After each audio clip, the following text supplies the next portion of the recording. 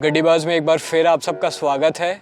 जब भी मैं किसी लॉन्ग रोड ट्रिप से वापस आता हूं तो एक बात जो मेरे कमेंट सेक्शन में बार बार लिखी जाती है वो ये है कि अपनी इस गाड़ी को मैं लॉन्ग रोड ट्रिप्स के लिए मेंटेन कैसे करता हूं, इसके बारे में एक वीडियो बनाऊं। और साथ में बहुत सारे कमेंट्स आते हैं गाड़ी के रिव्यू से रिलेटेड।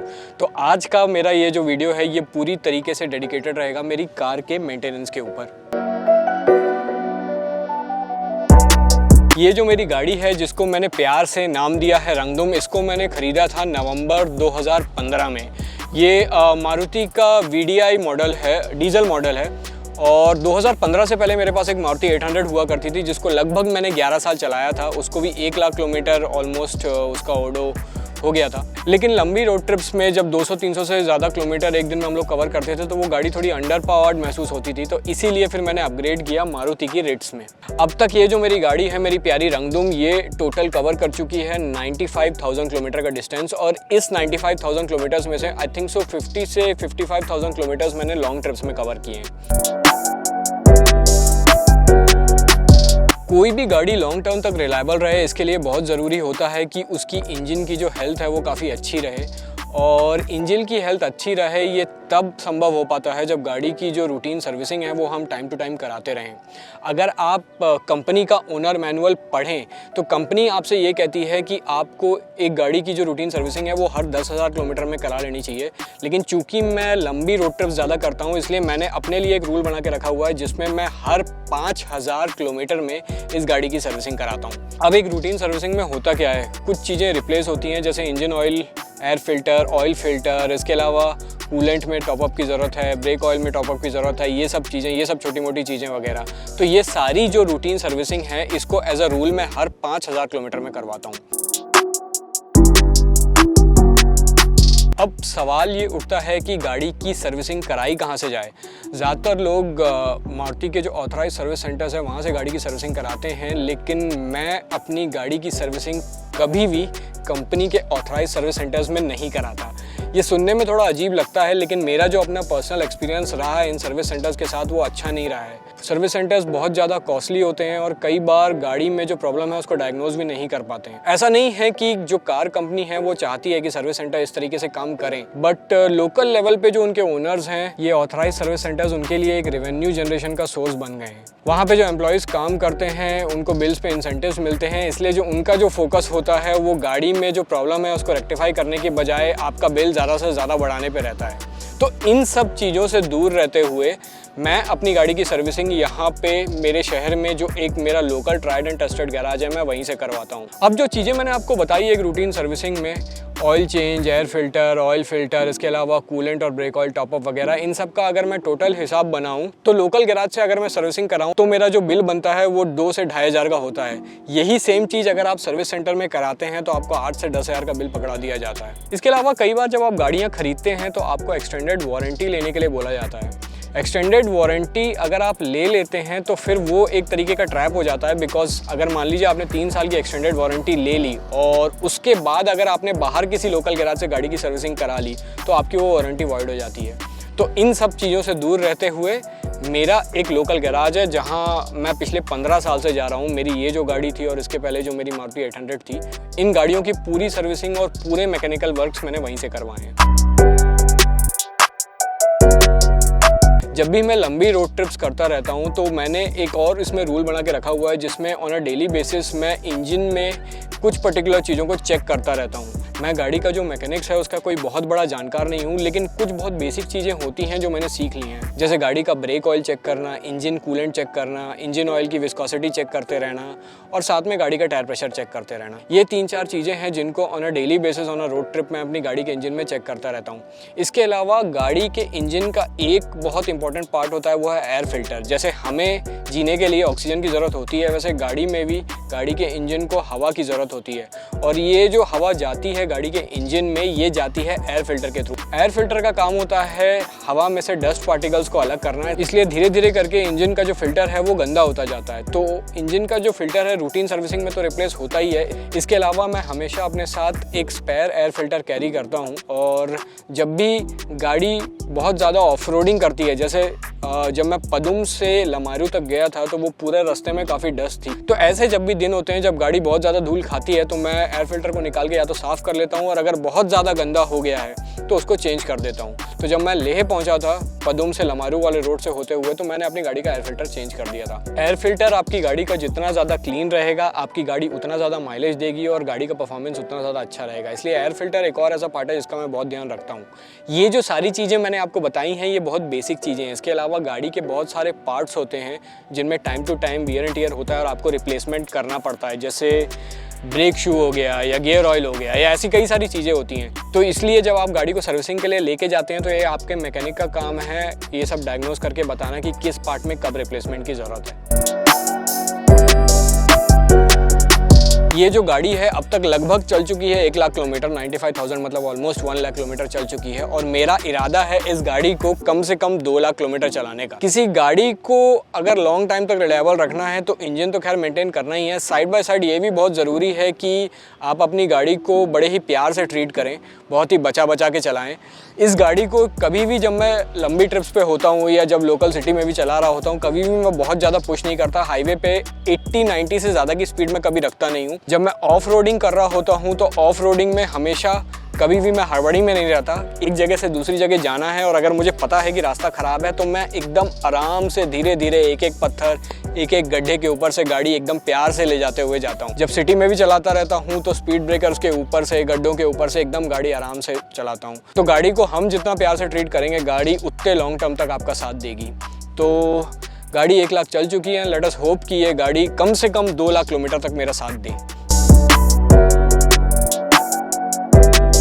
तो ये तो हो गई कार के मेंटेनेंस की बात।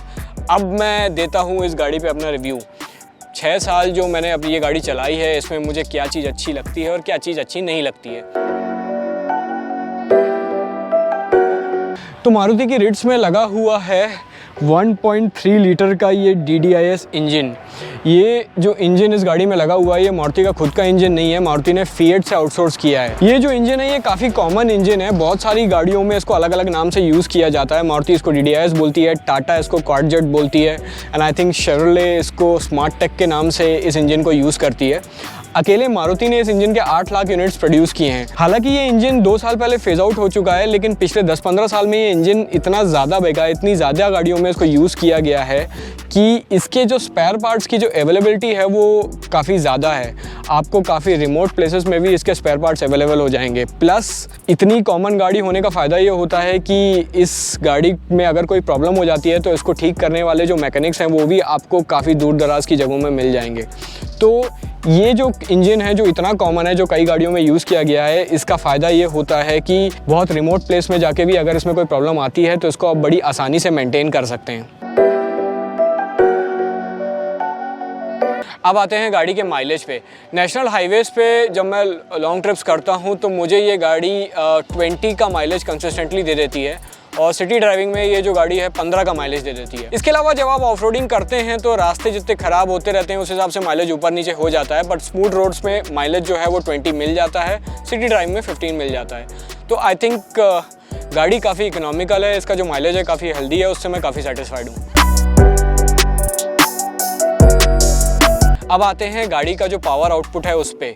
मैं इसके इंजन स्पेसिफिकेशंस में नहीं जाऊंगा कि कितने सीसी का इंजन है, वो सब चीज़ें इंपॉर्टेंट नहीं है। इंपॉर्टेंट ये है कि गाड़ी परफॉर्म कैसे करती है। लंबी ट्रिप्स के दौरान हाईवेज़ पे गाड़ी चलाते हुए ट्रक्स को ओवरटेक करने में या फिर बहुत लंबे डिस्टेंस तक ट्रैवल करने में मुझे कभी भी ये गाड़ी अंडर पावर्ड महसूस नहीं हुई।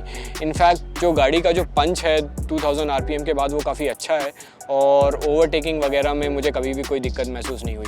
ऑफ रोडिंग में ज़रूर कभी कभी जब बहुत ख़राब रास्तों पे मैंने ये गाड़ी चलाई तो मुझे थोड़ी सी गाड़ी अंडर पावर्ड लगी, बट एक मिनिमम जो पावर लेवल एक गाड़ी का होना चाहिए जिसकी वजह से गाड़ी कुछ ख़राब रास्तों को मैनूवर कर ले, वो इस गाड़ी के अंदर है। जो इस गाड़ी का पावर आउटपुट है उससे मैं मोर और लेस सेटिस्फाइड हूँ ऑफ रोडिंग के दौरान भी। अब अगर आप कंपेयर करेंगे और इस गाड़ी के बाजू में अगर आप एक महिंद्रा थार को लाके खड़ी कर देंगे तो ऑब्वियसली उसको चला के आपको लगेगा कि ये गाड़ी अंडर पावर्ड है। बट अब तक मैंने जितनी भी ऑफ-रोडिंग की है और जितनी भी हाईवे पे गाड़ी को चलाया है, इसका जो पावर आउटपुट है उससे मैं मोर और लेस सेटिस्फाइड हूँ। अब आते हैं गाड़ी की थोड़ी मैन्यूवरेबिलिटी पे। क्राउडेड जगह पे जब मैं इस गाड़ी को चलाता हूँ तो कैसे ये गाड़ी परफॉर्म करती है। जब मैं इस गाड़ी को परचेज़ करने मारुति के शोरूम गया था तो एक्चुअली मैं स्विफ्ट खरीदने गया था, लेकिन जब मैंने ये गाड़ी चलाई और मुझे ये पता चला कि दोनों में एक ही सिमिलर इंजन लगा हुआ है तो मैंने इस गाड़ी को चूज़ किया। बिकॉज स्विफ्ट मेरे को थोड़ी सी ब्रॉड लगी और ये जो गाड़ी है ये थोड़ी सी सकरी है कंपेयर टू स्विफ्ट। तो जब आप क्राउडेड एरिया में गाड़ी चलाते हैं या फिर थोड़ी क्रैम्ड जगहों पर गाड़ी को पार्क करते हैं तो ये गाड़ी को हैंडल करना काफ़ी ज़्यादा आसान। बिकॉज मैं एक ट्रैवल व्लॉगर हूँ, मुझे जब मैं ट्रैवल करता रहता हूँ ऑन अ डेली बेसिस, किसी सिटी के अंदर जाना, किसी होटल को ढूंढना, क्रैम्ड जगहों पे गाड़ी को पार्क करना, ये सब मेरे काम का एक हिस्सा है। तो इस गाड़ी में वो काफ़ी कंफर्टेबली हो जाता है। तो गाड़ी की मैन्यूवरेबिलिटी काफ़ी अच्छी है, क्राउडेड जगहों पे चलाना काफ़ी आसान है, प्लस इसको पार्क करना बहुत आसान है। तो इसीलिए ये गाड़ी जो मेरी रिक्वायरमेंट्स है उसमें एकदम परफेक्टली फिट बैठती है। अब बात करते हैं इस गाड़ी में रिट्स में जो मुझे हेडरूम मिलता है उसके बारे में। आई थिंक हैचबैक सेगमेंट में सबसे ज़्यादा हेडरूम आपको इसी गाड़ी में मिलता है। इससे फ़ायदा ये होता है कि जब आप अंदर बैठते हैं गाड़ी में तो कैबिन का ये जो पूरा स्पेस है ये काफ़ी स्पेसियस महसूस होता है। इसके अलावा जब आप बहुत देर तक गाड़ी में बैठे रहते हैं तो इस हेडरूम की वजह से जो काफ़ी ज़्यादा आपको मिलता है उस वजह से आप फिजिकली और मेंटली क्रैम्प्ड फील नहीं करते, जिस वजह से लॉन्ग डिस्टेंस रोड ट्रिप्स में आपको थकान महसूस नहीं होती।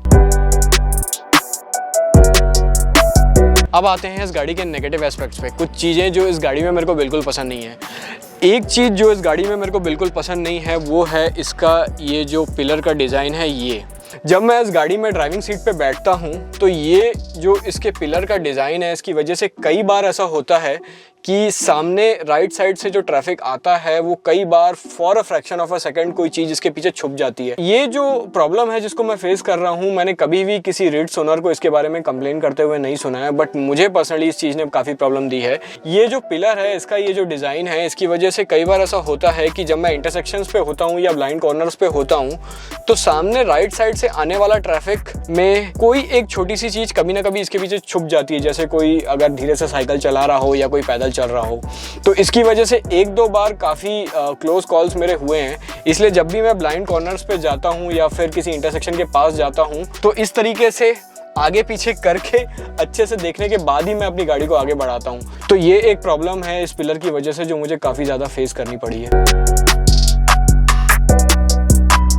अब आते हैं इसका जो दूसरा नेगेटिव एस्पेक्ट है उस पर, गाड़ी का बूट स्पेस। इसके इंजन का जो बूट स्पेस है वो आई थिंक 230 लीटर्स का है। तो ये जो बूट स्पेस है ये मुझे काफ़ी कम लगता है। हालांकि जब भी हम लोग लंबी ट्रिप्स पे जाते हैं तो मैं और मम्मी दो ही लोग रहते हैं, तो ये जो पीछे की सीट होती है ये पूरा खाली होती है, हम लोग लगेज इसमें भर लेते हैं। लेकिन अगर 2 से 3 लोग इस गाड़ी में हो गए और फिर हमने एक लंबी ट्रिप प्लान की तो फिर सामान रखना काफ़ी मुश्किल हो जाता है। हालांकि मैंने चूज़ ही छोटी गाड़ी की थी इसलिए मैं कंप्लेन नहीं कर सकता कि गाड़ी का बूट स्पेस छोटा है, बट अगर थोड़ा सा बेटर तरीके से डिज़ाइन किया होता, थोड़ा सा और ज़्यादा सामान इसमें आता तो बहुत बढ़िया रहता।